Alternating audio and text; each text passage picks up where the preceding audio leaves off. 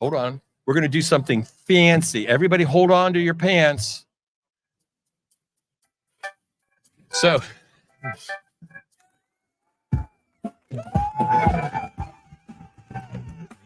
I know I have too many buttons, don't I? We got a whole slew of them over A whole here. slew of buttons. I'm sorry. I'm Mike Sokol. I think and this is Mike Wilhoff. So it's Mike and Mike. It's the Mike and Mike show. It's the Mike and Mike show today. To keep this up, we could be on the radio if we tried hard enough. Golly. Yeah, I know. I used to set this stuff up for DJs, so I know the morning zoo kind of stuff. We have all of the zoo things here. We are going to avoid that today. But we have it in case you guys are a little too rowdy. I can go ahead and just, make them step back a little bit. Okay, so Mike, who are you with? Introduce yourself. Who are you with? And what are we going to talk a little bit about today? Well, my name is Mike Wilhoff. I'm the national sales manager for Renogy. And what we do is we are into off-grid solutions. Basically, how can we go camping without electricity and make our own electricity? And that's what we do. And then we're also heavily into the lithium battery market because a solar system, an off-grid system is only as good as your battery system. So making sure that you've got plenty of batteries to power up your coach is super, super important. So why do people want to go off-grid? Well, some people love the feeling of being alone, being out in the great outdoors in a place that maybe you can't get to in a big Class A, but being able to get a small travel trailer or a pop-up or, even a teardrops out in the country where you don't have a neighbor that's 13 feet away from you. Right. One of my buddies loves to go fishing out in West Virginia. He says there's a bunch of what they call primitive campsites. Correct. They're nothing more than gravel. And he said, he's gone out there, you can take a canoe out there and go fishing. And he says, and it is the most beautiful scenery in the world because you don't see anybody at all. Absolutely. I've been in an awful lot of campgrounds where you see everybody. You see more than you want to know. Right. Plus, campgrounds are extremely crowded right now. So I know people that it takes a year to get a campsite. I live in California, and it's a 6 month number to get through, and everybody's on the computer within 6 months pushing that button trying to get through. Click. Yeah, like trying to get a seat on a Southwest. Probably worse. Yeah. More people, right? More people on that. So, and I grew up, I liked tent camping when I was younger. Now I do bigger stuff. I've seen a number of my readers who've got Class A's, big coaches. Yeah. And they say, I can't get it into the places I want to go. They go get a little camper like this just so they can just go on the weekend. They want to grab the grandkids and go fishing. Go to the beach. I mean, I live in California. We have the greatest beaches in the world, but trying to find a place to camp near the beach, you're not going to have electricity. Nope, you're not going to have electricity. You got to bring it with you. Got to bring your own. Okay, so let's talk a little bit more about your entire product line. I've worked with your company for the last year or so on a couple of projects. Okay. And you guys basically cover everything. I mean, just give me a little of the broad picture of what kind of stuff you guys have. Well, the great thing about Renogy is that we are a one-stop shop. We build solar panels, we build batteries, we build virtually all the electronics that you need to make that system work. A lot of other people out there, they buy bits and pieces and they try to hodgepodge something together. The great thing with us is when you buy a Renogy system, you're buying it from one reputable company. And if you have an issue, everything is going to work. You're going to be able to contact us and we can troubleshoot it. We can fix it. We can make it right. When you start putting things together from multiple manufacturers, maybe not so much because I didn't do it. He did it, yada, yada, and back and forth. So that's kind of it. But ultimately, we build off-grid solutions. We want to do whatever it takes to make your off-grid camping experience just like pulling into an RV park, plugging into shore power, and enjoying all the comforts of home. Right. And I've got a system in my shop, a couple of your 100 amp hour smart lithium batteries, a 3000 watt inverter, and I have the one core interface, which is fabulous because it basically allows you to look at everything. You can look at incoming solar power. You can look at how much power you're using. You can look at state of charge. It predicts how much time you've got at a Right. given current draw. And it does it all via Bluetooth. So you don't have a bunch of wires that run around. You just stick it in the wall and get 12 volts to it and let it talk. Yeah, and you got to remember that also has a built-in gyroscope to help you level your rig. It does. It does. I'm going to put one in mine so you can actually. It'll adjust the access, so you manually have to adjust your rig, but it'll know if you're left or right, up and down. It's a great. You don't have the little hover attachment that does it yet. No, not yet. Yeah, that's what I found. When I was just at the Frog Rally here a couple months ago out in Goshen, I guess a month or so ago, and I found that the ground looked level to me, but darn it, it was sloped. Yes. And I'm looking at this thing, and I'm setting this up so it looks level to the ground. And somebody says, you're going to roll out of bed like this. I get a level out, and I look at it, and I'm like, oh darn, that really is like 3 or 4 inches off. And I thought, I've got one of those one cores. I should have just installed it, but no shoes for the cobbler's son.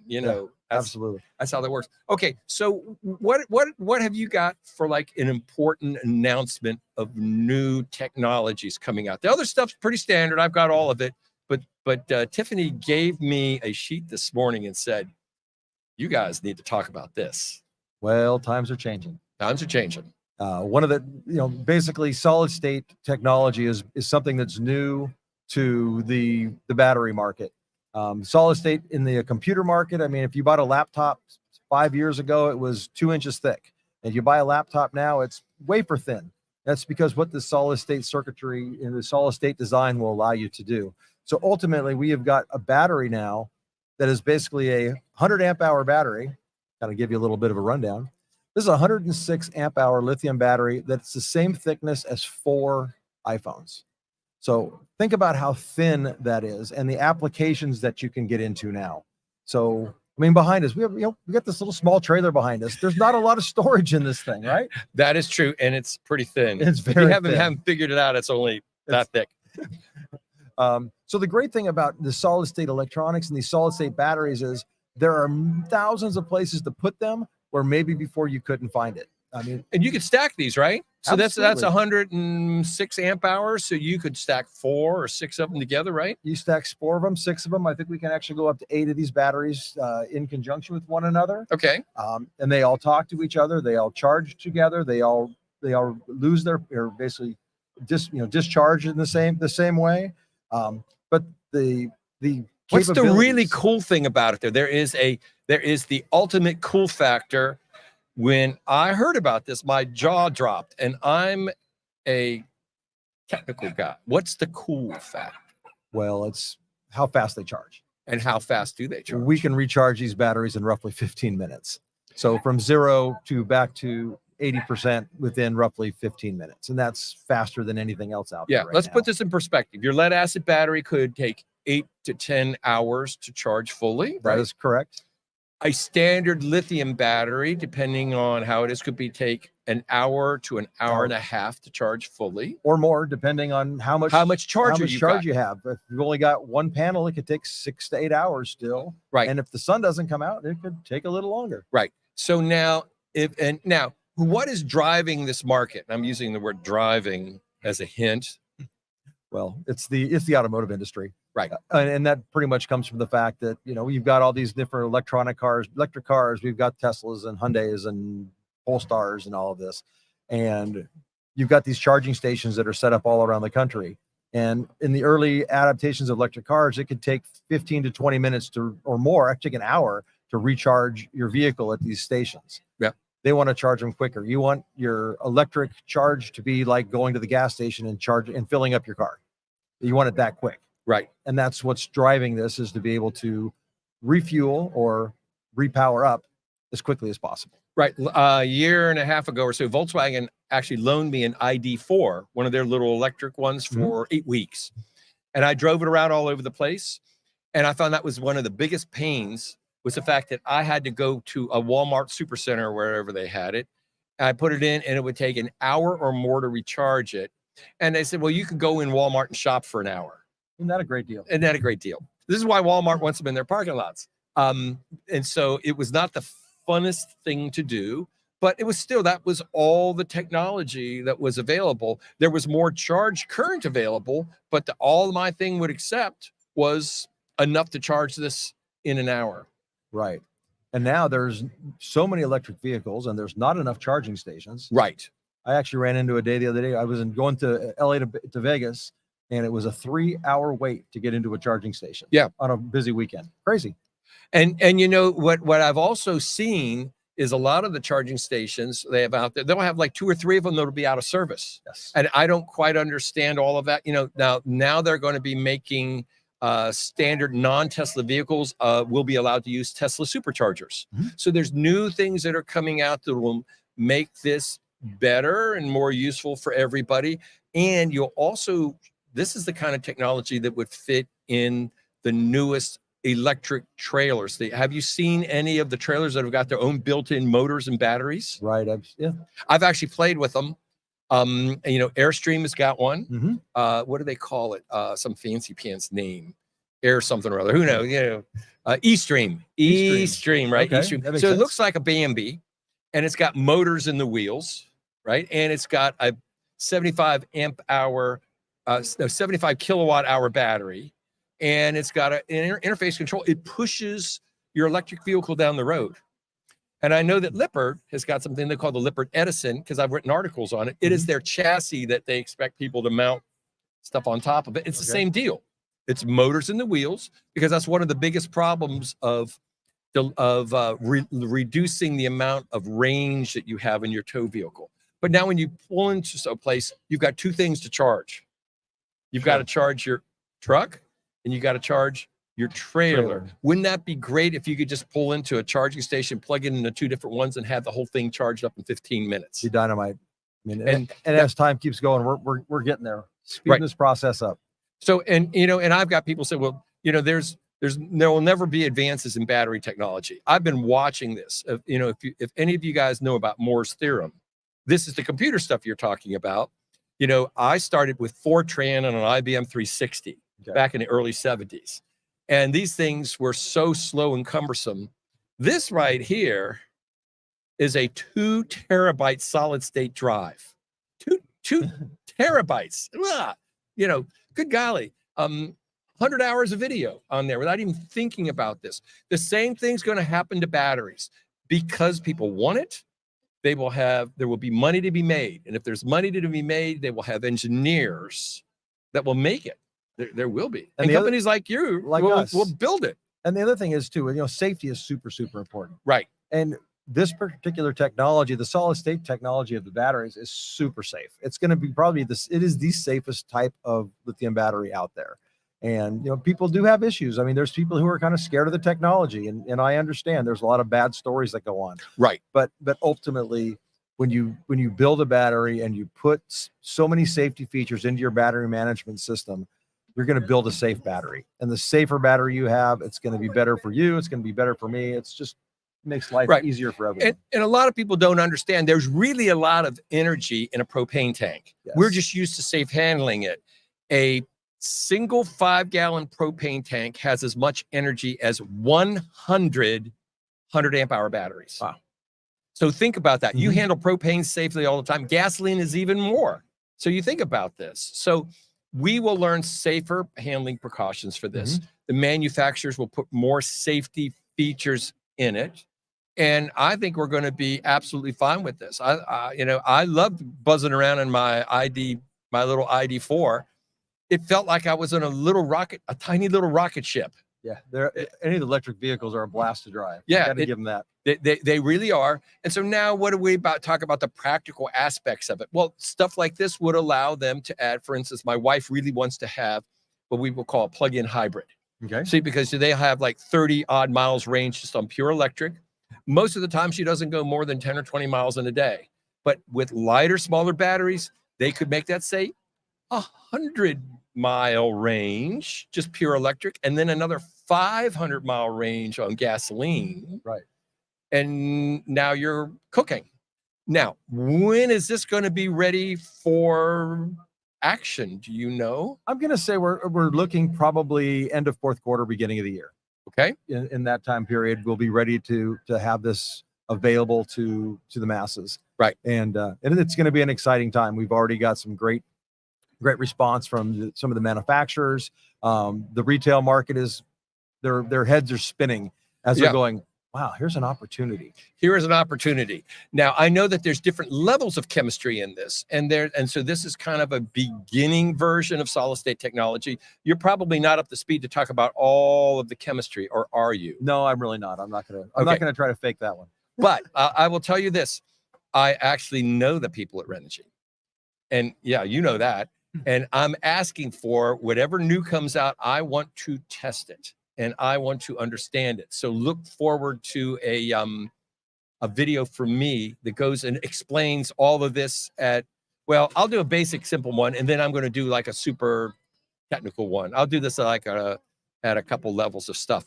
But I am so excited about this idea because it's not like 50 years in the future. This is like 5 months in the future. Yeah, we're almost there. I mean, it's going to be industry changing. It's one of these things that, the RV industry doesn't have a lot of change over the years. Right. We're making some waves here. Yeah, and I think this is the sort of thing that will get people excited about boondocking. Absolutely. They basically don't want to have to think about this. They just want to turn it on and let it do its thing. I mean, and ultimately, as you build these off-grid solutions and these off-grid systems that we put together, it's all about convenience. It's all about how can I get the convenience of home all put into my RV as I'm out on the road. I mean, if we build a big enough system, you can run your air conditioner. You're going to be able to, have your air conditioner, your residential refrigerator, your big screen TVs, all of this working off of battery power in your rig. Imagine just sitting out in I'm California. I'm saying that in the middle of the desert, you gone out motorcycle riding all day long. Right. I got my fifth wheel out there. I'm watching a movie with the kids, with the awning out. All my lights are on. It's still hot outside. I'm running my air conditioner, and I have not an electrical plug, not an electrical wire in sight. That's the stuff that really excites me too. And then the other stuff is power walls for house backup power. Yes. Which is coming. And I got to tell you, my wife is now excited about that idea. And I am as well, because I have people asking me about this all the time. I think this would be, like I said, there's so many applications for this, not just RVs, but electric vehicles, home backup power, probably other stuff that I haven't, if I put a couple of these in an electric golf cart, I bet that thing would break the speed of sound. Yeah, you'd have some instant energy. That's for sure.